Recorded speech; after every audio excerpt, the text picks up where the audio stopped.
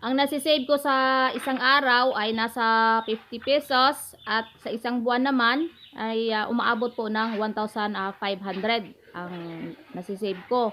Kung ito po yung susundin natin mga kababoy. So wala naman pong problema kung susundin nyo to or hindi. Basta sa akin gusto ko lang pong i-share sa inyo kung ano yung ginagawa ko sa aking mga alaga.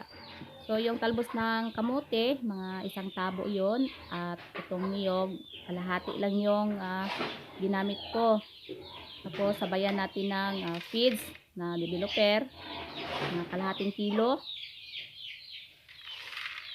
At isunod naman natin yung darak ng mais.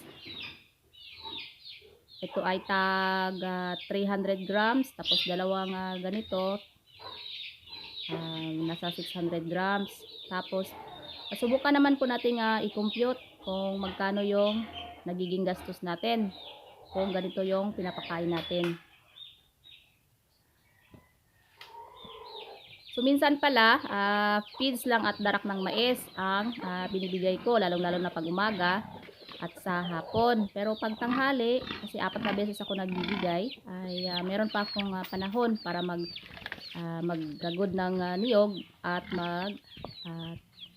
kuha ng mga dahon-dahon. Kaya sa ngayon, ito po ay alas 10 ng umaga kasi 4 na beses po ako nagpapakain sa aking mga alaga. Ang iba naman po ay nasa 2 beses lang, umaga at hapon.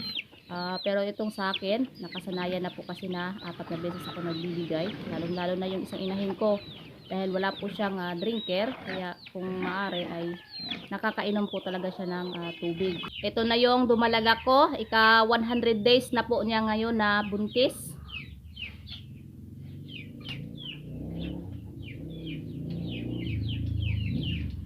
Sa pagbibigay ko po ng pagkain, mas marami po yung binibigay ko dito sa 100 days na buntis kasi gumagalaw na po yung mga biik niya at kailangan na rin na mas marami yung makakain niya.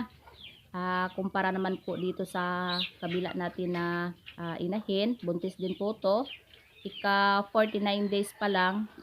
So mas marami yung binibigay ko dun sa 100 days na buntis kumpara dito sa 49 days. Kung babasihan natin ang pagpapakain ng pure feeds, yung aking 100 days ay 2.5 kilos na pure feeds yung ibibigay. So kailangan ipakain. Samantalang itong ating 49 days ay nasa 2 kilos lang. Ngayon, subukan na natin kwentahin kung magkano yung na-save natin. Ikumpara natin yung gasto sa mixed feeding at saka sa pure feeds. Gaya ng sinabi ko, 2 kilo sa isang ng nating inahin at 2 kilo at kalahati naman sa isa kung naka-pure feeds tayo. So, umaabot tayo ng 4 na kilo at kalahati sa isang araw. I-times po natin yan sa 37, yung kilo ng developer. Kaya umaabot po ng 166.50 yung gastos natin sa isang araw na pakain sa 2 inahin. Samantalang kung yung mixed feeding naman yung gagamitin natin, yung 600 grams na darak, tapos 18 yung kilo,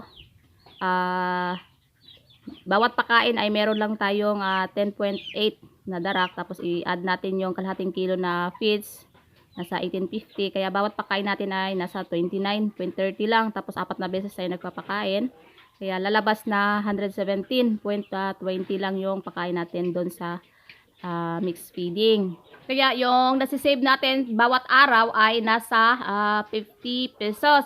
Kung times naman natin yan sa isang buwan or 30 days, ay kulang-kulang po nasa 1.5 yung masisave natin. Gamit po natin yung mixed feeding. Ayan, malaking tulong na rin po yan mga kababoy.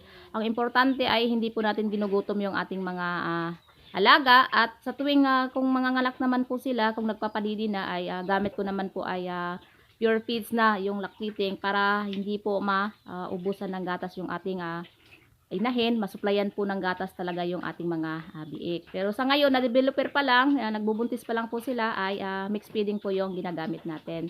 Sana ay nakatulong itong aking video at may nakuha po kayong konting idea.